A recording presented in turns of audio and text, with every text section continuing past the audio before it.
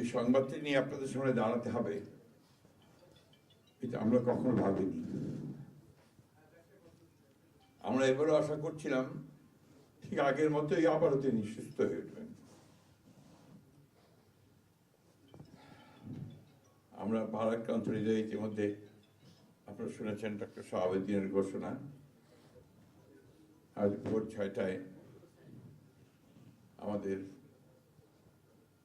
গণতন্ত্রের মা, আমাদের অভিভাবক, আমাদের জাতির অভিভাবক আমাদেরকে ছেড়ে চলে গেছে। ইন্না লিল্লাহি ওয়া ইন্না ইলাইহি রাজিউন। এই শোক, এই ক্ষতি, এটা অস্বাভাবিক, অপূরণীয়। এই জাতি কোনোদিন পূরণ করতে পারবে না। যে নেত্রী তার সারাটা জীবন জনগণের অধিকারের জন্য, কল্যাণের জন্য তার সমগ্র জীবনকে উৎসর্গ করেছিলেন, সেই নেত্রী দেশনেত্রী বেগম খালেদা জিয়া আমাদের মাঝে নেই। এটা আমরা যারা তার সহকর্মী এবং রাজনৈতিক কর্মী, আমরা এটা ভাবতে পারি না। বাংলাদেশের রাজনীতিতে একটা বিশাল শূন্যতা সৃষ্টি হলো। তাই নয়, গণতান্ত্রিক পৃথিবীর গণতান্ত্রিক আন্দোলনে একটা বিশাল শূন্যতা সৃষ্টি হলো। আমরা দলের পক্ষ থেকে আমাদের ভারপ্রাপ্ত চেয়ারম্যানের অনুমতিক্রমে আমরা দলের কিছু কর্মসূচি নিয়েছি। সেই কর্মসূচিগুলো আমাদের দলের সিনিয়র যুব মহাসচিব জনাব রুহুল কবির রিজভী সাহেব আপনাদের সামনে তুলে ধরবেন। সরকারের প্রধান, এই কেয়ারটেকার গভর্নমেন্টের প্রধান প্রফেসর ডক্টর মোহাম্মদ ইউনূস আমাদেরকে ফোন করেছিলেন সাথে সাথে, এবং ইতিমধ্যেই তারা সিদ্ধান্ত নিয়েছেন যে 10টার মধ্যেই তারা স্পেশাল ক্যাবিনেট মিটিং করবেন। সেই ক্যাবিনেট মিটিংয়ে তারা দেশনেত্রী বেগম খালেদা জিয়ার যে শেষ কাজগুলো, তা জানাজা, তার দাফন, তাকে রাষ্ট্রীয় মর্যাদায় দাফন করা, তাকে রাষ্ট্রীয় মর্যাদা দেওয়া, এই বিষয়গুলি নিয়ে তারা সকাল 10টার সময় একটা সভা করবেন। এরপরে আমরা পুরো জিনিসটাকে কোঅর্ডিনেট করে আবার সেটা আপনাদের সামনে জানাবো। আমি এখন অনুরোধ করব আমাদের দলের সিনিয়র যুব মহাসচিব জনাব রুহুল কবির রিজভী, তিনি আপনাদের সামনে দলের কর্মসূচিটা জানাবেন। এটা হচ্ছে আপাতত এখনই নেওয়া কর্মসূচি। এরপরে আমাদের একটা স্ট্যান্ডিং কমিটি মিটিং হবে 12:30টার দিকে। সেই মিটিংয়ে আমরা আরও বিস্তারিত কর্মসূচি গ্রহণ করব, আর সরকার যে সমস্ত কর্মসূচিগুলো তার সঙ্গে কোঅর্ডিনেট আমরা করব, এবং সেই বিষয়গুলো আমরা আপনাদেরকে পরে জানাবো।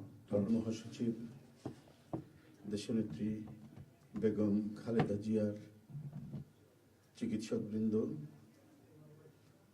জাতীয় স্থায়ী কমিটির সদস্যবৃন্দ, বিএনপির অন্য নেতৃবৃন্দ, মহাসচিব মহোদয় বলেছেন, আমি আর কিছু বলতে চাই না, শুধু এইটুকু বলবো যে সংকটে, শোকে মাথার উপর যেমন মায়ের একটা ছায়া থাকে, আজকে জাতি যেন সে ছায়া থেকে বঞ্চিত হলো।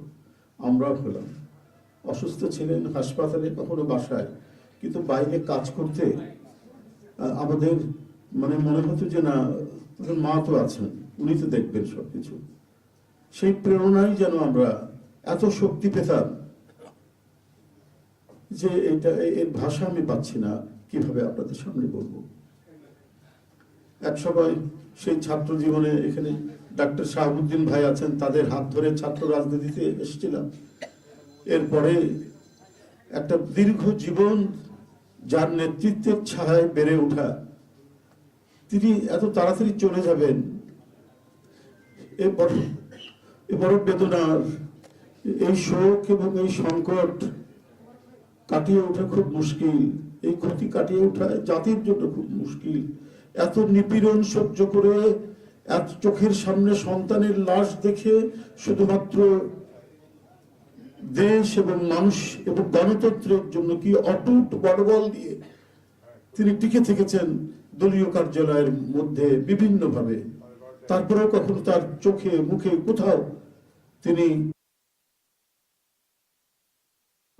এটা আমরা পাইনি। আজ তিনি পৃথিবী থেকে চলে গেলেন, আমরা তার আত্মার মাগফিরাত কামনা করছি।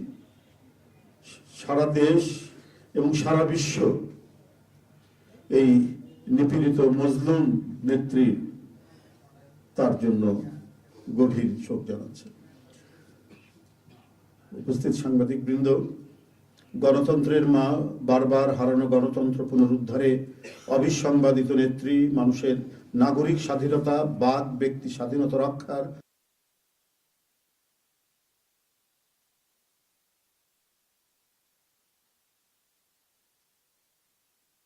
ইন্তেকাল করেছেন। চিকিৎসক বৃন্দ যেটা ঘোষণা করেছেন 6টায়, ইন্না লিল্লাহি ওয়া ইন্না ইলাইহি রাজিউন।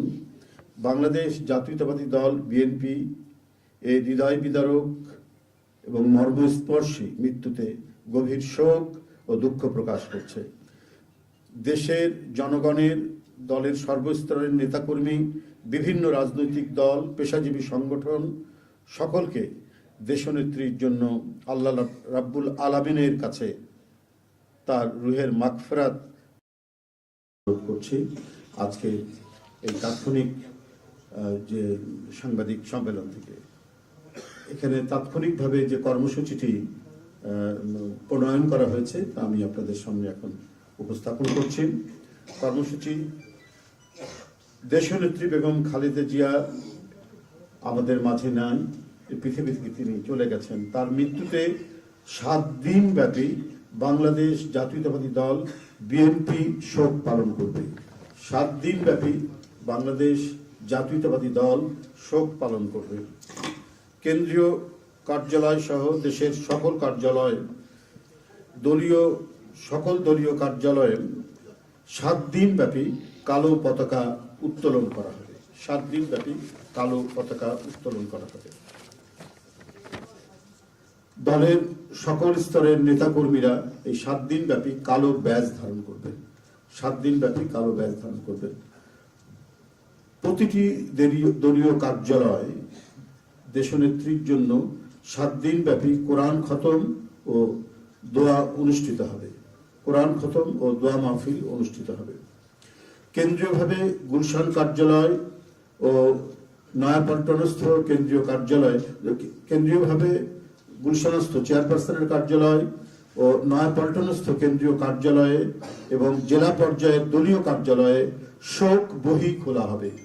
যারা গণ্যমান্য ব্যক্তি আছেন সেই শহরের এবং আরো যারা মনে করেন বিভিন্ন রাজনৈতিক দলের নেতৃবৃন্দ, সেই শোক বহিতে তারা মন্তব্য করবেন এবং স্বাক্ষর করবেন। মরহুমা দেশনেত্রী বেগম খালেদা জিয়ার নামাজে জানাজা ও দাফন পরবর্তীতে জানানো হবে। মরহুমা দেশনেত্রী বেগম খালেদা জিয়ার নামাজে জানাজা ও দাফন পরবর্তীতে জানানো হবে। এই ছিল